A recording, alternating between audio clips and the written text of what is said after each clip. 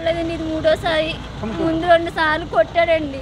కొట్టినా మేము తోడబుట్టినోడని మేము ఎక్కడా బయట పెట్టుకోలేదు. ఒకసారి మా ముందే కర్రచుకుని తలకాయ పగిలేలా కొట్టేశాడు. తలకాయ పగిలిపోయింది, చెయ్యి కట్టినరుగుంది. ఆయనే తీసుకెళ్ళి హాస్పిటల్లో, స్ఫూర్తి హాస్పిటల్లో పెట్టాడు. తీసుకొచ్చాడు. మళ్ళీ నా దగ్గర పెట్టుకున్నాను. 20 రోజులు చూసిన తర్వాత మనిషి మామూలు అయ్యింది. మళ్ళీ కూరగాయలు వేసుకుంటానమ్మా, ఇంటికి ఉంటే ఎవరు తింటారని కూరగాయలు అమ్ముకునేది. ఇది మూడోసారి అండి ఇలాగే నరికేస్తాము. ఎందుకు కొడుతున్నాడో ఏంటో ఆడికే తెలియదు. కొన్ని ఏదన్నది మనుషులు నలుగురిలో పెట్టి మాట్లాడుకుని అదని ఇదని చేసుకుంటూ మానేసి అలా చేస్తున్నాడండి. అమ్మగారండి, అన్నయ్య. అమ్మగారి దగ్గరికి వెళ్ళి మిమ్మల్ని చంపేస్తాను గట్టని కత్తి తుచ్చుకెళ్ళి ఇసురుకుంటూ వెళ్ళాడండి. ముందు అక్కడ నేను లేకపోయేటప్పుడు మా బావగారులు గట్ట అందరూ ఆపారండి. ఈదురు అందరూ, మా బావగారు, మా నాన్నగారు, మా అక్కలు ఆపితే ఈ లోపు నీవు గురించి కాదు, మా అమ్మ రమ్మని నరుగుతాను. ముందు నీ అవ్వాక మా అమ్మ దగ్గరికి వెళ్తానని ముందు. తర్వాత వాళ్ళ అమ్మగారి దగ్గరికి వెళ్ళాడండి. వాళ్ళ అమ్మగారి దగ్గరికి వెళ్ళేటప్పటికి వాళ్ళ అమ్మగారు దారిలో కనపడేటప్పటికి అలా ఆవిడ మీద అలా కత్తి తెచ్చుకుని నరుక్కుంటూ వచ్చాడండి. ఈ అంతా మాకు తెలిసేటప్పటికి ఈ టైం అయిందండి. ఎవరి మీద దాడి చేస్తారో తెలుస్తలేదండి. వాడు ఎక్కడ ఉండడం తెలియదండి, పారిపోయాడండి. ఎక్కడ తిరిగినా కనపడలేదు. సెంటర్ మొత్తం కూడా తిరిగారు, కూరలు ఎక్కడ కనపడలేదండి. ఎవరు ఆపుతా చూసినాడు, ఆపుతా లేదండి. అందరి మీద కత్తిలు కట్టి ఇసురుకుంటే కత్తి సుత్తు తీస్తున్నాడండి. జరిగింది కోయిలగూడెం మండలంలో అశోక్ నగర్ అండి, రామాలయం వెనకాలండి వీధిలో. సెంటర్ అండి. సెంటర్ అంటే ఆ ఏరియాకి అదే అండి హెడ్. అక్కడే జరిగిందండి. ఆ టైం 4 అవుతుంది కానీ ఆ టైం అందరూ పడుకుంటారు. సండే కదండి. ఎవరో దొరకపోయేటప్పటికి అసలు వస్తే ఆపుతాకి ఎవరు దొరకలేదు నాకు.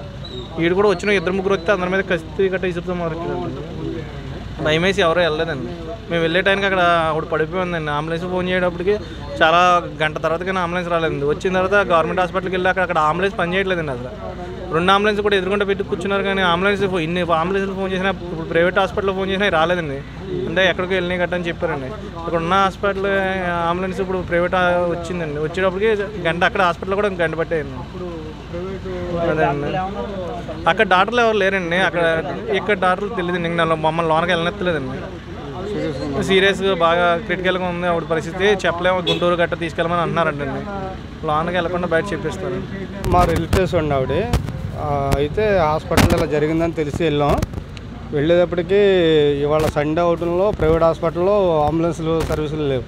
108, 104 ఉన్నాయి కానీ ఎన్నిసార్లు ట్రై చేసినా సరే అది నిలిచిపోయి వారం పైన అవుతుందండి. హాస్పిటల్ ఎదురు దిష్టి బొమ్మల్లా పెట్టి కూర్చున్నారు.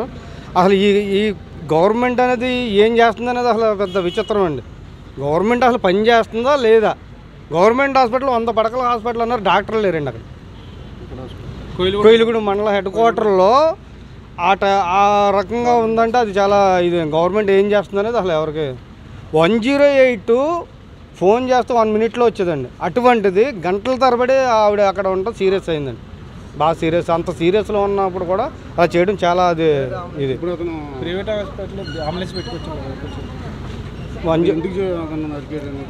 అది తెలియదండి వివరాలు. ఎవరో లేరండి. దారిలో ఇంటికి వచ్చామని దారి కాసి చేసేది. సెంట్రల్ నుంచి ఇంటికి వచ్చామని దారిలో